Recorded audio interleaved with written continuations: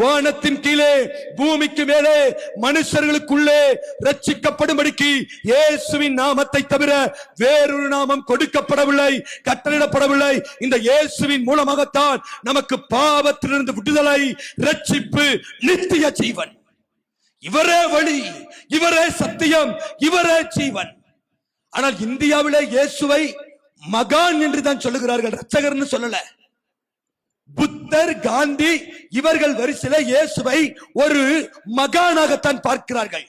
இன்னமும் கிறிஸ்தவ வெளிநாட்டு மதம் இயேசு கிறிஸ்து வெளிநாட்டு கடவுள் என்று சொல்லுவார்கள். அந்த மக்களுக்கு நான் சொல்லுகிறேன், இயேசு வெளிநாட்டு கடவுள் அல்ல, அவர் பரலோகத்தின் தேவன், அவர் மெய்யான தேவன், அவர் மகா தேவன். உன்னை பாவத்தின் அடிமைத்தனத்திலிருந்து விடுதலையாக்கி உன்னை பரிசுத்தப்படுத்தி உனக்கு நித்திய ஜீவனை கொடுக்கும்படியாக அந்த பரலோகத்தின் தேவன் அடிமையின் ரூபம் எடுத்து மனுஷர் சாயலாக உனக்காக வந்து சிலுவையிலே மரித்தார். அவர் வெளிநாட்டு கடவுள் அல்ல, பரலோகத்தின் தேவன், அண்ட சராசரத்தையும் சிருஷ்டித்த மகிமையின் ஆண்டவர்.